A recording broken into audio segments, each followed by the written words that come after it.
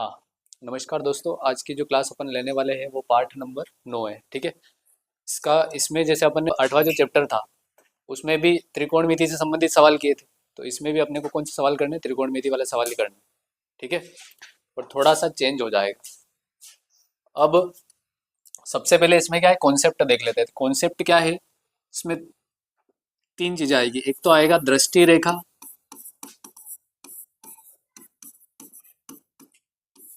ठीक है। दूसरा आएगा उन्नयन कोण, और तीसरी चीज आ जाएगी अवनमन कोण। ठीक है। इस टाइप के जो सवाल है उसमें सबसे पहले जो सबसे ज्यादा इंपॉर्टेंट क्या है? चित्र। अगर चित्र बन गया तो सवाल हो जाएगा, मतलब आंसर आ जाएंगे। ठीक है। तो सबसे पहले इन तीनों चीजों को समझ लेते हैं। दृष्टि रेखा किसको कहते हैं, उन्नयन कोण किसको कहते हैं, अवनमन कोण किसको कहते हैं। ठीक है। तो एक क्षैतिज रेखा होती है इस तरीके की, उसको क्या कहा जाता है? दृष्टि रेखा। जैसे दृष्टि का मतलब देखना, ठीक है। और देखते कैसे अपन? आंख से। तो आंख के सीध वाली जो लाइन, जैसे मेरी आंख यहाँ पे है, तो मेरे सीध में जो भी लाइन दिख रही है सामने वाली, वो क्या कहलाएगी? दृष्टि रेखा। तो आंख के सीध में तो ऐसे ही रहेगी ना हमेशा ये। ठीक है। तो इसको अपन दृष्टि रेखा मानेंगे। अब आते हैं उन्नयन कोण। तो उन्नयन कोण जो होता है कि मान लो दृष्टि रेखा ये है, ठीक है। ये अपनी क्या है? दृष्टि रेखा। जैसे यहाँ पे अपनी आंख है, ठीक है। तो अगर अपन इस दृष्टि रेखा से ऊपर देख रहे हैं, मतलब ऊपर की ओर देख रहे हैं, जैसे मैंने ऊपर देखा तो दृष्टि रेखा तो ये हो गई मेरी, और ऊपर देखा तो ऊपर देखेंगे तो ऐसे ही जाएगा। तो यहाँ जो कोण बनेगा, इसके बीच वाला जो कोण बनेगा, उसको क्या कहा जाएगा? उन्नयन कोण। कौन सा कोण हो जाएगा? उन्नयन कोण। ये थीटा में होगा, कोई सा भी डिग्री हो सकता है। हमेशा अपने जो सवाल आएंगे वो 0 से लेके कहाँ तक आएंगे? 90 डिग्री तक ही आएंगे। ठीक है। क्योंकि सवाल जो आएंगे वो हमेशा कौन से त्रिभुज पे आएंगे? समकोण त्रिभुज पर ही आएंगे। इस पर आधारित सवाल ही आने वाले हैं। ठीक है। अब इसी तरीके से दूसरा है अवनमन कोण। कौन सा? अवनमन कोण। ये इसका विपरीत हो जाएगा। विपरीत का मतलब कैसे? जैसे दृष्टि रेखा मान लो ये है, ठीक है। इस बार मैं ऊपर नहीं देख रहा हूँ, कहाँ देख रहा हूँ? नीचे। जैसे कहीं किसी मंजिल पे खड़ा होकर मैं नीचे ही देखूंगा, तो नीचे देखूंगा तो इधर बनेगा कोण, और इधर बनेगा तो ये नीचे वाला जो कोण है वो क्या कहलाएगा? अवनमन कोण। ठीक है। कुल मिला के इसमें जो कोण बनेगा वो ऊपर की ओर बनेगा। कहाँ बनेगा? ऊपर की ओर। और किससे ऊपर? दृष्टि रेखा से। ठीक है। अपने को खाली कॉन्सेप्ट समझना है ताकि चित्र अच्छे से बन जाएगा। क्योंकि सवाल में ऐसा आएगा कि धरती पे खड़ा होकर पतंग को देख रहा। अब जैसे पतंग को देख रहा तो ऊपर ही देखेगा, ऊपर देखेगा, इसका मतलब कौन सा कोण बनेगा? उन्नयन कोण। अब कहीं पे सवाल में ऐसा आ गया कि किसी छत पे खड़ा है, जैसे कोई मकान है, मकान पे खड़ा और वहां से किसी बच्चे को खेलता हुआ देख रहा है, तो वो कौन सा हो जाएगा? अवनमन, क्योंकि ऊपर से नीचे ही देखेगा वो। ठीक है। तो कुल मिला के यहाँ से ऊपर की ओर देख रहा है तो उन्नयन कोण, और अगर नीचे की ओर देख रहा है दृष्टि रेखा से, तो वो कौन सा कोण हो जाएगा? अवनमन कोण। ठीक है। तो सवाल लेंगे तो अच्छे से समझ में आ जाएगा, क्योंकि अपने पास प्रश्न सिर्फ 15 प्रश्न है। 9.1 ही है, 9.2 नहीं है। और सिर्फ कितने प्रश्न है? 15। और 15 में से एक आधा तो आना ही है फिक्स है, क्योंकि हर प्रश्नावली में सवाल तो आएंगे ना। ठीक है। तो सवाल को देखें। पहला जो सवाल है इसमें दे रखा है, सर्कस के एक कलाकार एक 20 मीटर लंबी डोरी पर चढ़ रहा है, ये ना। तो जो अच्छी तरह से तनी हुई है और भूमि पर सीधे लगे खंभे शिखर से बंधा हुआ है। इसका मतलब ऐसे बंधा हुआ है, एक खंभा है, ये मान लो खंभा है, ठीक है। खंभा सीधा ही होता है, और भूमि से बांध रखा है, मतलब यहां से इसको डोरी को बांध रखा है। ठीक है। और इस पे कोई कलाकार होते हैं, सर्कस वाले चढ़ते ही है ना, चलते हैं, वो इस ऐसे चढ़ रहा है, मतलब ऊपर। ठीक है। और उसने क्या कहा है कि डोरी जो है वो अच्छी तरीके से तनी हुई है, मतलब एक सीध में है। ऐसे नहीं कि डोरी हमेशा ऐसे होती है लगभग वैसे, मतलब ऐसे हो जाएगी, लेकिन ऐसे नहीं मानना है इसको। क्या मानना है? सीधा मानना है। ठीक है। आगे दे रखा है यदि भूमि स्तर के साथ डोर द्वारा बनाया गया कोण, तो भूमि स्तर कौन सा अपना ये हुआ, मतलब जमीन, ये भूमि हो गई, ये डोर हो गई, और ये खंबा। चित्र बन गया थोड़ा थोड़ा। अब यहाँ पे क्या दे रखा है कि यहाँ का जो कोण है डोर का और इसका, वो कितना है 30 डिग्री। इतना आया समझ में। तो खंबे की ऊंचाई ज्ञात कीजिए। हाँ, क्या ज्ञात करना अपने को, ये ज्ञात करना है, ठीक है। और इसमें मैंने कहा था कि हमेशा कौन सा त्रिभुज बनेगा, समकोण त्रिभुज। और समकोण त्रिभुज में ये कोण क्या है 90 डिग्री, और ये 90 डिग्री, इसका मतलब सामने वाला क्या होता है अपना कर्ण। नीचे वाला जैसे 30 डिग्री यहाँ पे है, तो ये वाला क्या हो जाएगा आधार। और उस डिग्री में जो मान दे रखा, मतलब कोण जो दे रखा होता है, उसके सामने वाला हमेशा क्या होता है लंब। यही होता है ना, ये अपन ने 8वें चैप्टर में भी देखा था। अब इसमें एक और चीज क्या दे रखी है कि डोर की जो लंबाई है वो कितनी है 20 मीटर, मतलब ये है अपने पास कितना 20 मीटर, ठीक है। अब अपने को इसमें क्या है सारणी से संबंधित डिग्री का मान देखना पड़ेगा। अब ज्ञात अपने को ये करना है, दे ये रखा है, ये अपने को दे ही नहीं रखा है, इसकी तरफ ध्यान ही नहीं देना है। एक अपने पास के है और एक ज्ञात करना है। तो एक सूत्र लिखवाया था मैंने 8वें पाठ में, sine cos tan, cot sec और कोसेक, ऐसे लिखवाया था। इसमें एल ए एल के ए, यही बताया था ना ट्रिक, सीधा याद करने का, याद भी करने की जरूरत नहीं, सीधा लिख लोगे समझ में आ जाएगा। अब एक चीज देखो यहाँ पे कि ये अपने पास कर्ण है, लंब निकालना है, के और एल किस में आ रहा है फर्स्ट वाले में आ रहा है, और फर्स्ट वाले में आ रहा है, इसका मतलब अपन सूत्र लिखेंगे साइन थीटा बराबर होता है लंब बटा कर्ण। साइन थीटा, थीटा की जगह क्या लिखोगे 30 डिग्री, ठीक है। लंब नहीं पता है तो एल ही रहने दो इसको, या फिर त्रिभुज में नाम दे दो इसको, तो ए बी और सी। तो एल की जगह अपन क्या लिख सकते हैं ए से लेके बी तक, ठीक है। और के का मान कितना है 20, ये लिख दिया, ठीक है। अब अपने को इसमें क्या है सारणी की जरूरत पड़ेगी। सारणी में साइन 30 का मान जो दूसरे नंबर पर आता है, तो दूसरे नंबर पर क्या आता है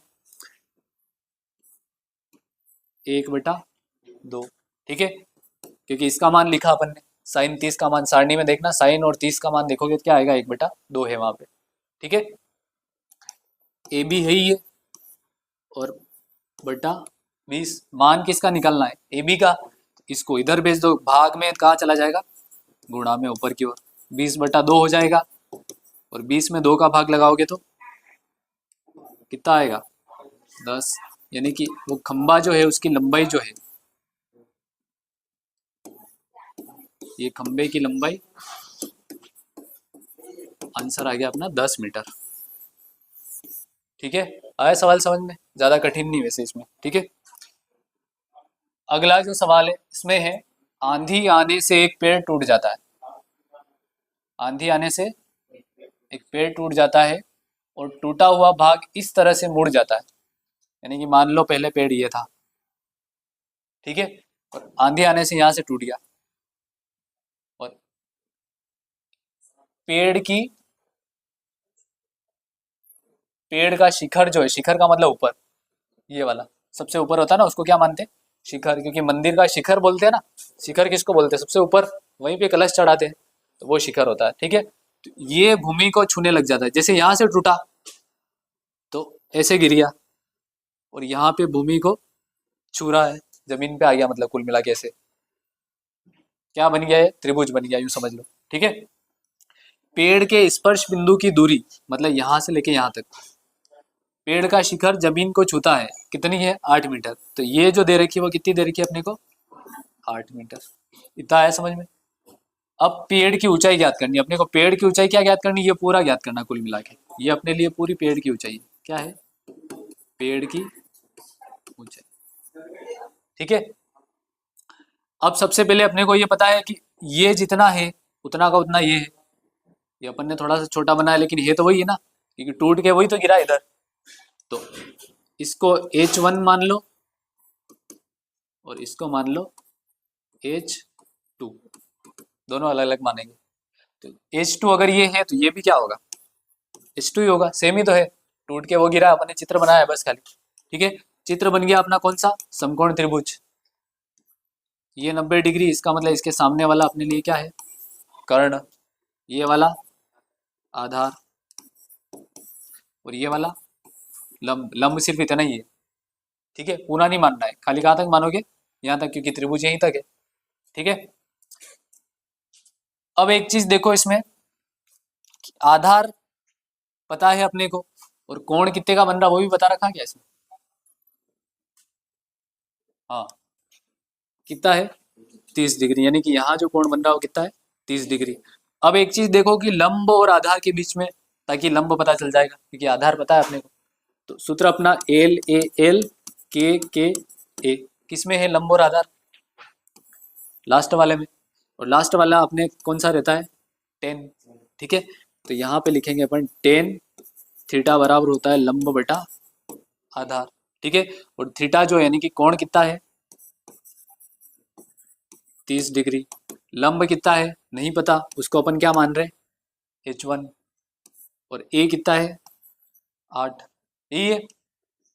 अब देखो 10 30 का मान, तो 10 30 जो है उसका मान क्या होगा 1/√3, इसका मान बराबर H1 बटा 8, इस 8 को उधर भेज दो तो H1 बराबर हो जाएगा 8/√3, एक मान तो ये आ गया। अब अपने पास पेड़ की लंबाई यहाँ तक ही आई जहां से टूटा है, अब अपने को ये भी तो निकालनी पड़ेगी, तो जाके टोटल पेड़ जो पूरा पेड़ है उसकी लंबाई आएगी, है ना। अब निकालेंगे H2, और H2 अपने लिए क्या है K, और अब K या A वाला सूत्र या फिर K या L वाला सूत्र कोई सा भी लगाओ, क्योंकि दोनों अपने पास है, L का मान आ गया ना, ये H1 ही तो है। ठीक है, तो अपन ये और ये लगाएंगे, तो यहाँ पे देखो K और A वाला, ये वाला सूत्र है, यही है, तो कोस थीटा बराबर होता है आधार बटा कर्ण, और कोस थीटा, थीटा की जगह क्या लिखोगे वही 30 डिग्री, आधार, आधार है अपना 8, और K यानी K का मान ज्ञात करना है। ठीक है, कोस 30 का मान क्या है √3/2 बराबर है अपने पास 8/K, इस K को इधर भेज दो, नहीं इस पूरे को उधर भेज दो, क्योंकि K को ऊपर तो लाना पड़ेगा ना, K को ऊपर लाना है, इधर इसको भेज दो, तो K बराबर हो जाएगा 8 तो ही है, ये 2 ऊपर चले जाएंगे और ये √3 नीचे। ठीक है, तो अब अपना ये हो जाएगा K बराबर आ गया, या फिर K को अपन क्या मानेंगे, जो मान रखा वही लिख दो H2, और यहाँ पर भी H2, 8 का गुणा 2 से हुआ था 16/√3, दोनों लंबाई आ गई अपने पास। अब दोनों को जोड़ लो तो पूरे पेड़ की लंबाई आ जाएगी, तो अब लिखेंगे अपन पेड़ की कुल लंबाई, एक तो क्या आया था अपने पास 8/√3, और दूसरा अपने पास क्या आया 16/√3। ठीक है, लघुत्तम लेंगे, दोनों सेम है, सेम है तो क्या आएगा √3 लघुत्तम, इसका भाग इसमें एक बार, उस एक का गुणा इससे करोगे तो 8, प्लस है तो प्लस, सेम का भाग सेम में लगाओगे एक बार, उस एक का गुणा 16 से करोगे तो 16, दोनों को जोड़ लो कितना आ जाएगा 24/√3। एक चीज ध्यान रखना है कि नीचे अगर रूट में संख्या आती है तो उसका अपन क्या करते हैं हर का परिमेयकरण। ठीक है, एक ही संख्या है तो यहाँ पे क्या करेंगे हर का परिमेयकरण करने पर, और परिमेयकरण में मैंने बता रखा है दोनों सेम संख्या का गुणा भी कर लो और सेम संख्या का भाग भी लगा दो। ठीक है, तो ये हो जाएगा 24/√3, और इसका गुणा इससे होगा तो सिंपल क्या आ जाएगा 3, अब 3 से इसको काट दो 8 बार, यानी कि ये हो जाएगा 8/√3 मीटर, ये भी इसका क्या हो जाएगा आंसर।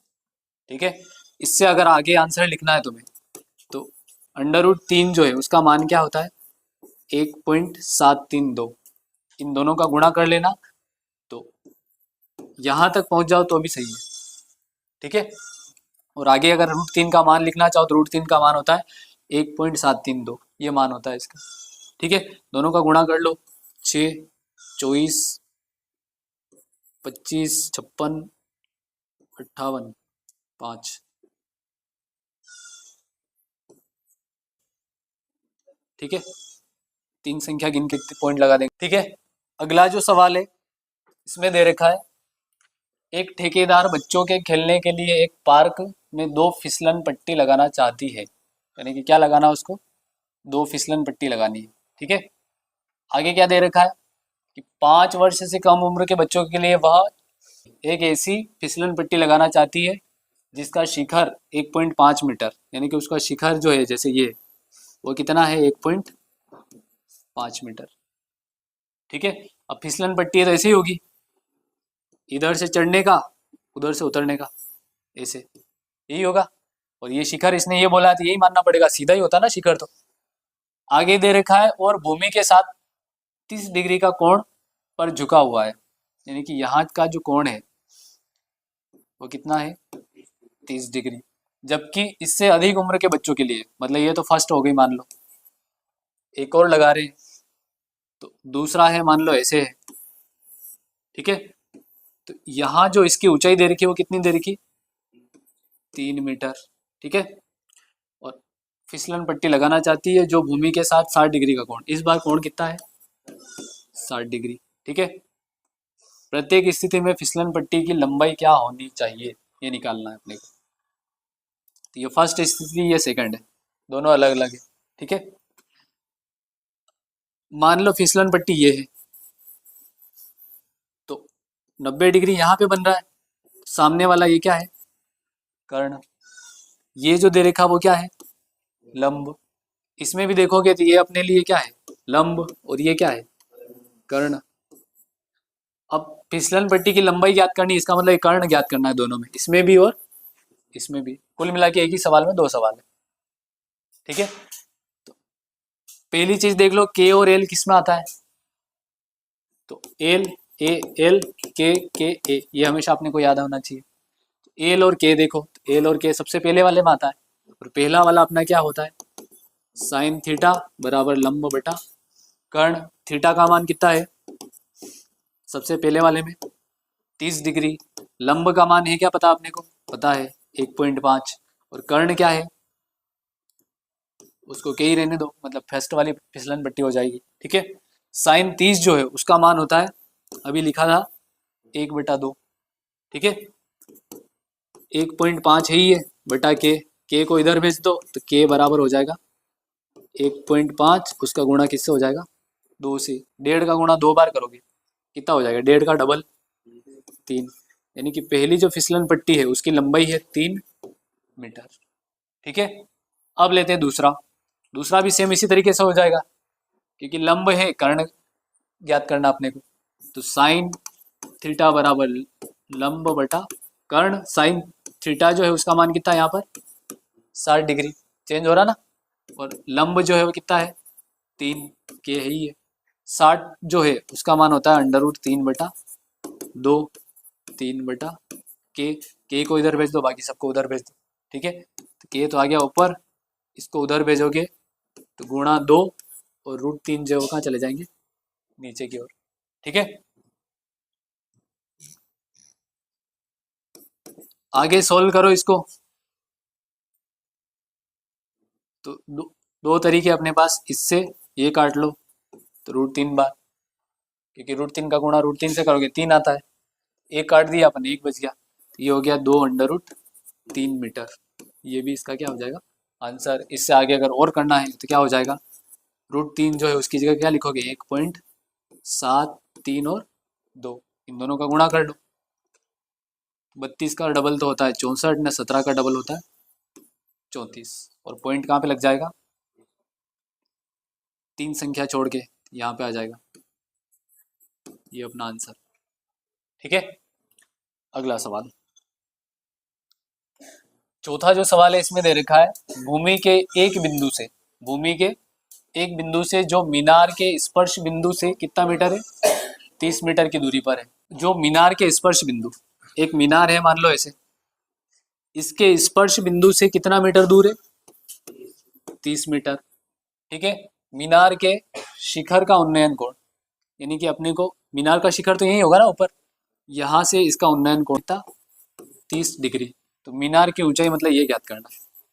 तो तीनों में से क्या ज्ञात करना अपने को, ये तो हो गया कर्ण, ये आधार, ये लंब, और ये अपन ने क्या माना है मीनार, यही ज्ञात करना है ना। तो कौन से सूत्र से ज्ञात करेंगे, कर्ण है क्या अपने पास, नहीं है क्या अपने पास, आधार, आधार ही है, तो आधार वाला और लंब वाला सूत्र, और आधार और लंब वाला सूत्र कौन सा है, एल ए एल के ए, लास्ट वाला, लास्ट वाला कौन सा, टेन थीटा बराबर लंब बटा आधार। ठीक है, थीटा की जगह क्या लिखोगे 30 डिग्री, लंब जो है वो कितना है नहीं पता, उसको या तो मीनार की ऊंचाई लिख दो या फिर उसको नाम दे दो, ए से लेके अपन ने क्या माना है बी। ए का मान कितना है 30, और टेन 30 का मान अभी जो लिखा था वो 1/√3 बराबर ए बी बटा 30। ठीक है, 30 को इधर भेज दो तो ए बी बराबर हो जाएगा 30/√3। ठीक है, अब मैंने कहा था कि नीचे अंडर रूट में संख्या नहीं होनी चाहिए, इसको हटाना है। इसको हटाने के लिए क्या करोगे, सीधा सा है √3 का गुणा भी कर लो, √3 का भाग भी लगा दो। ठीक है,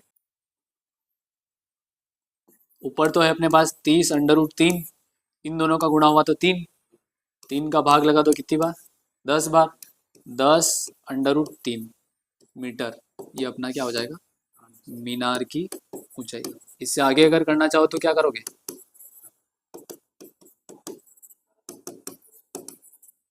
√3 जो है उसकी जगह क्या लिख दोगे 1.732, हमेशा √3 वाला ही आएगा, √2 वाला बहुत कम आता है। ठीक है, और अगर √2 आता है सवाल में तो इसकी जगह क्या लिखना है अपने को 1.414। ठीक है, और अगर √3 आ रहा है वहां पे क्या लिख रहे हैं अपन 1.732, बस इसके अलावा और कुछ नहीं आने वाला। ठीक है, इन सवालों में तो 10 का गुणा कर रहे थे, सीधा सा है पॉइंट यहाँ पे आ जाएगा, पॉइंट आगे खिसक जाएगा, जीरो है ना खाली, तो यहाँ पे हो जाएगा 17.32 मीटर, ये अपना आंसर हो जाएगा मीनार की ऊंचाई। ठीक है, और इसका मान नहीं लिखो और यहाँ तक भी लिख रहे हो तो भी चल जाएगा, कोई बात नहीं, बस ये ध्यान रखना है कि नीचे अगर रूट में आता है नीचे वाला तो उसको ऊपर कर देना, बस मतलब परिमेयकरण कर लेना। ठीक है, नेक्स्ट जो सवाल है इसमें दे रखा है भूमि से 60 मीटर की ऊंचाई पर एक पतंग उड़ रही है। क्या उड़ रही है, पतंग। तुम सीधा देख के भी बता सकते हो कितना ऊंचा है। ठीक है, इसीलिए तो सवाल है, अगर तुम्हें डोर की लंबाई पता चल गई तुम ये नीचे से ये देख सकते हो कितना ऊंचा है, यही तो है सब कुछ। वहां पे पतंग उड़ाते हो तो ऐसे ही तो कोण बनता है, ऐसे ही उड़ती है कि किसी की पतंग ऐसे उड़ती है क्या, सीधी सीधी नहीं उड़ती है। इसका मतलब ये तो निकाल सकते हो फिर उसके नीचे वाला भाग कि हाँ ये इतना लंबा है, इतना ऊंचा उड़ रहा है, अगर तुम्हें ये पता है तो। बस कोण देख लेना है कितना बन रहा है, 30 बन रहा है 40 बन रहा है, उसके हिसाब से निकालना है। और ज्यादातर कितना बनेगा 45 ही बनेगा, ज्यादा अगर यूं उड़ रही है इसका मतलब 60, थोड़ा ज्यादा नीचे उड़ रही है इसका मतलब 30, उससे बीच में उड़ रही है इसका मतलब 45। ठीक है, तो यहाँ जो दे रखा है वो क्या दे रखा है 60 मीटर की ऊंचाई, इसका मतलब ये दे रखा है अपने को ऊंचाई दे रखी, इसका मतलब ऊंचाई तो उसको ही मानेंगे। कितना मीटर है 60 मीटर, यहाँ पे एक पतंग उड़ रही है। ठीक है, आगे दे रखा है पतंग में लगी डोरी को अस्थायी रूप से भूमि के एक बिंदु से बांध दिया जाता है, मतलब यहाँ पे अपन ने बांध दी इसको, ये डोरी तो ऐसे ही होगी, यहाँ पे बांध रखा है। आगे क्या दे रखा है कि भूमि के साथ डोरी का झुकाव जो है मतलब ये कितने डिग्री है 60 डिग्री। ठीक है, ये हमेशा यही देगा, जीरो देगा, जीरो तो दे ही नहीं सकता क्योंकि जीरो अगर देगा इसका मतलब यहीं पे पड़ा हुआ पतंग तो नीचे, तो जीरो तो आने वाला है नहीं। एक और क्या नहीं आने वाला हमेशा 90 डिग्री, क्योंकि 90 डिग्री अगर कह देगा वो तो ये त्रिभुज ही नहीं बनेगा, क्योंकि सामने भी तो 90 हो जाएगा, फिर तो 90-90 वाला त्रिभुज संभव नहीं है। तो 30, 45 या 60, इसके अलावा दूसरा कोण आएगा ही नहीं, यही आएगा बस 3। ठीक है, अब आगे दे रखा यह मानकर कि डोरी में कोई ढील नहीं है, इसमें कोई ढील नहीं है, एकदम सीधी है, ठीक है। डोरी की लंबाई याद करनी, ये याद करना, ठीक है। 90 डिग्री ये है अपना, इसके सामने वाला कर्ण ये, लंब ये, आधा। कौन से सूत्र से ज्ञात करोगे? लंब अपने पास है, ज्ञात क्या करना है? कर्ण। एल और के वाले सूत्र से। तो एल और के वाला सूत्र कौन सा है? पहला वाला ये है ना, एल ए एल, के ए, ये पहला वाला। और पहला वाला क्या है? साइन थीटा लंब बटा कर्ण। थीटा का मान कितना है? 60 जो है वही, ठीक है। और लंब जो है वो कितना है? ये भी 60। कर्ण जो है उसको क्या मान रहे अपन? ए से लेके सी तक, ठीक है। साइन 60 का मान देखना, और साइन 60 का मान जो होता है वो होता है √3/2 बराबर है 60/, ए सी। ए सी का मान निकालना अभी नीचे है, इसको ऊपर लाने के लिए इधर भेज दो, तो ए सी, और इसको उधर भेज दो, तो 60 जो भाग में है वो तो चला जाएगा गुणा में, और जो गुणा में है वो भाग में। इतना आया समझ में? अब दोनों का गुणा करोगे तो क्या हो जाएगा? 120। एक चीज अपने को पता है कि नीचे क्या आ रहा है? रूट में संख्या, इसको हटाना पड़ेगा। इसको हटाने के लिए यहाँ पे ऊपर गुणा कर लो √3 का, और नीचे भी गुणा कर लो √3 का, ठीक है। 120 √3, इन दोनों का गुणा होगा तो हमेशा क्या आएगा? 3। 3 का भाग इसमें लगाओगे 4 बार, और पीछे 0, 40√3 कितना आ गया? 40 √3 मीटर। ये अपना क्या हो जाएगा? आंसर। यानी कि उस डोरी की जो लंबाई है वो कितनी है? 40√3। और एक और चीज आगे और करना चाहो तो क्या लिख सकते हो? 40 में गुणा कर लेना 1.732 का, तो अपना मीटर में आंसर आ जाएगा, ठीक है। क्या आंसर दे रखा बता दो सीधा, ठीक है। दोनों का गुणा करेंगे क्या आ रहा है? 69.28 मीटर, ठीक है। हाँ, तो इस क्लास को अपन यहीं पर रोकता है, ठीक है। अब दिवाली की छुट्टियां आ रही है तो घर पे पढ़ाई किया करो, ठीक है।